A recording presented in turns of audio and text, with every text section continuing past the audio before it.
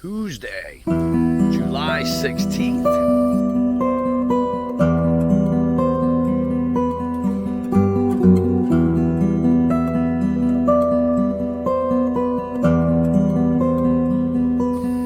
And it is a steamingly hot one out here today. 91 degrees. So, and it feels like 100. So if you know anything about me, you realize that I am currently melting.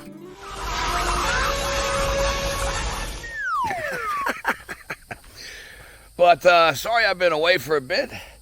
But for the second time, I actually was a little under the weather for a while again, which is very unlike me. So I assume we have the 5G flus going around. But, you know, not much going on, I guess, right? Nothing to see here, please. Well, the show continues, and there are a few things that I would like to point out to people, which many may have already noticed, some may not have, which I will just preface with the fact that I was a cop for over a decade, and I actually had a detail once back in the 90s when Al Gore came to our town to speak. Who? Clinton's vice president. Welcome, Al Gore. Thank you, Mr. Mackey's. And took part in the protection of the area that he was coming to speak in. And I worked midnight shift at the time, and we had to guard off about a quarter of the town, it felt like, including neighborhoods that were near where he was speaking, because it was outside, just like this one. And nobody was allowed in and out without their IDs proving they lived there and all these things for the entire night before he was speaking the next day. And it simply amazes me that some geeky kid can walk across the lawn with this big ass gun, climb up this readily placed ladder, lay down in front of witnesses, and line up shots on one of the most controversial presidents of basically our entire history, who is demonized, threatened, destroyed by the media on a daily basis, and was able to fire shots off. My point is, by bringing up my direct knowledge of having partaken in such an event. Thank you, Mr. Mackey's. Is, what a bunch of horseshit. Things that happen like that are allowed to happen, you know? Even if you go back to the JFK assassination and look at it and understand that it was a standing down of the Secret Service, inadequate protection, people called off the detail that allowed the opportunity for this planned assassination by the deep state to take place. And it is no different today. We can argue over whether it was fake or staged or an actual false flag that was allowed to occur, or simply even a real attack that was just random, which, if you believe that, then I do have a bridge to sell you, but you're entitled to your beliefs. But the real point isn't all of those things. It's the fact that it was allowed to occur. I mean, let's start off with the 2 minutes that people were alerting the police about this very openly seen, perfectly placed dude with a rifle lining up a shot on top of a roof, and the police being told, and how long it took for anything to be done. I wouldn't even be doing this. I'd be at some beautiful place with a gorgeous ocean. Look, they're all pointing. The Atlantic, maybe the Pacific. Yeah, someone's on top of the roof. Look. There he is right there. Right there, see him? He's laying down. See him? Yeah, he's laying down. And son, I'm here with you fighting like hell to get a senator. What's happening? And to make sure we take back the White House, because if we do, we're going to make America better than ever before. We're going to make it. Yeah, look. And it's There he not is. easy, because we have millions and millions of people in our country that shouldn't be here. Dangerous people, criminals. We have criminals. We have drug dealers. We have people that should not be here. And it's much tougher than if it happened. We have the strongest border ever. In recorded history, we're the best border. In fact, if they could ever put up a chart, I don't know if they can do it. Do you guys have access to that chart that I love so much? You don't mind if I go off teleprompter, do you? Because these teleprompters are so damn boring, I try and explain that. Oh, there's it. Wow. You guys are doing it. They're getting better with time. My guys, take a look at that chart. Take a look at the arrow on the bottom. See the big red arrow, right? So that's when I left office. That was the lowest point, and that comes right from the government services, comes right out of Border Patrol. Take a look at that. So that arrow is the lowest amount of illegal immigration ever in recorded history into our country. And then the worst president in the history of our country took over. And look what happened to our country. Probably 20 million people. And you know, that's a little bit old, that chart. That chart's a couple of months old, and if you want to really see something that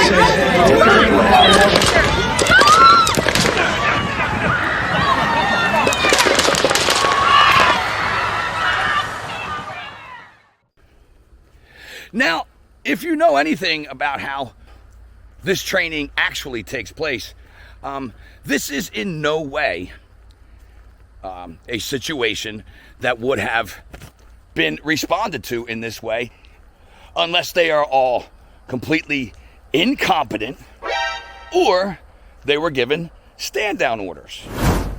The moment something like that would be spotted by a Secret Service sniper rifleman, the person would have been plunked 3 times out of existence by bullets thousands of yards away, and would have been seen immediately. The witnesses going around alerting police officers to this were staggering. Look at this. So we walked up, and probably 5 to 7 minutes of Trump speaking, I'm estimating here, I have no idea, you know, but we noticed a guy crawling, bear crawling up the roof of the building beside us, 50 feet away from us. So we're standing there, you know, we're pointing at the guy crawling up the roof. And he had a gun, right? He had a rifle. A rifle. We could clearly see him with a rifle. Absolutely. We're pointing at him. The police are down there running around on the ground. We're like, hey, man, there's a guy on the roof with a rifle. And the police were like, huh, what? You know, like they didn't know what was going on. You know, we're like, hey, right here on the roof. We can see him from right here. We see him. You know, he's crawling. And next thing you know, I'm thinking to myself, why is Trump still speaking? Why have they not pulled him off the stage? I'm standing there pointing at him for, 2-3 minutes. Secret Service is looking at us from the top of the barn. I'm pointing at that roof, just standing there like this. And next thing you know, 5 shots ring out. Just hanging, standing there like everybody else, waiting for Trump. And as Trump started, I noticed 2 officers that were looking for something or somebody. I was looking around myself and seeing a guy on top of one of the buildings go in between one building to the next, and went and told the officer that he was up there. And when I went back to my spot, I heard that people could still see the person from where they were standing. So I checked that out, and I went back to tell the officer that if he came over there, he could see them. And when I turned my back is when the shots when the shots started, and then it took me a second or two to figure out exactly what it was. You know, they're telling this cop about this guy, you know? And the cop's like Coleman on fucking Trading Places. To whom are you referring? You know, the dude right over there. To whom are you referring, sir? Right there, the dude right over there. I mean, here is an example of a bumbling, fumbling, haphazard circumstance. Or are we looking at complete incompetence? Or are we looking at an event that is being allowed to happen? Why did one cop climb the ladder, spot the shooter, and then retreat, allowing him to shoot? The Associated Press reports that a local law enforcement officer climbed to the roof and found Crooks, who pointed the rifle at the officer. The officer retreated down the ladder, and the gunman quickly fired towards Trump, the official said. That's when U.S. Secret Service gunmen shot him, officials said. These are the things that surround this entire event. And I often say, everything is the movie. And it is. Speaking of movies, let me ask you this question. Who the fuck are the men in black?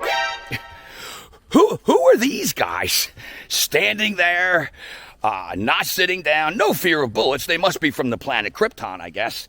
Wearing black shows off, that's their superhero uniform.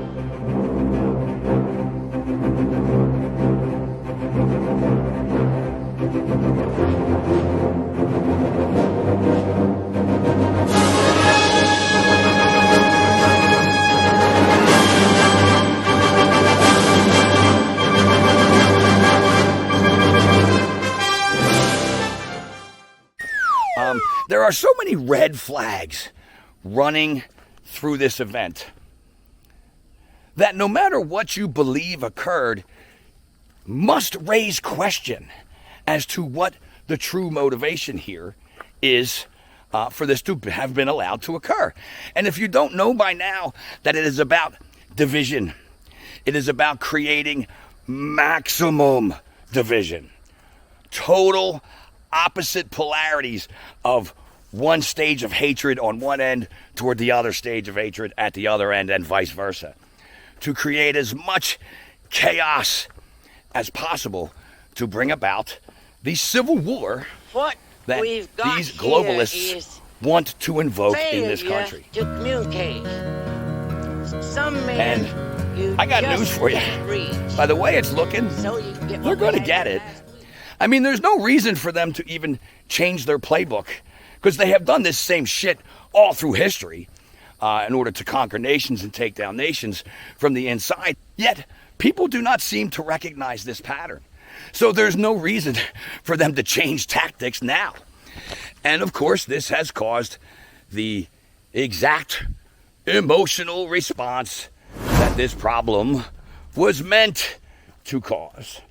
Because in the end, make no mistake, this will be about creating as much chaos, division, fear, and violence on the streets of this country so that the end result is people wanting a military presence on the street in order to feel safe. And luckily for us, we now have this entire AI surveillance digital hell system coming in with it to help them do their job. Oh, goody. Not to mention, again, this shooter's lack of any kind of presence on social media anywhere. No manifesto or diary or note left as to why he did what he did. The last thing he did in his life was to make sure that he registered as a Republican, which, you know, that makes a lot of sense. And if you look a little further, you will see that he has been a donor to the Democratic Party prior to that. So, again, another interesting thing to do before you choose to go out and take an act like this on. And there is also the interesting appearance as a younger him in a Black Rock commercial.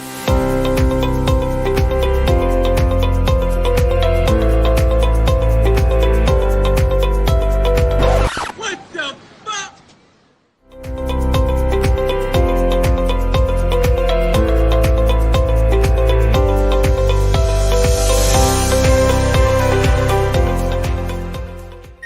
Which, if you don't know who BlackRock is, they are probably the most evil corporation on the planet, owned by the global elite, and own pretty much everything on the planet already. Yeah, that's pretty interesting, because these are the things that we have to look at. Open your mind to the realization that something bigger is afoot. And it's dark, and it's ugly, and it's coming if we let it. So, anyway, I will end my ramblings there. And as always, I hope all is well. And we will see you on the next one. Get learning, get speaking.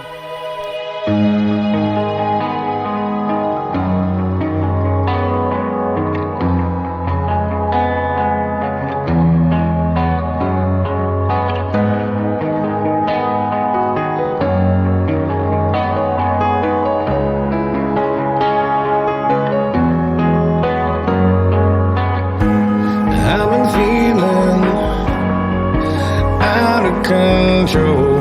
There's no healing between all the roads, and there's no comfort. Am I losing my soul? Is it too late to just let him go? And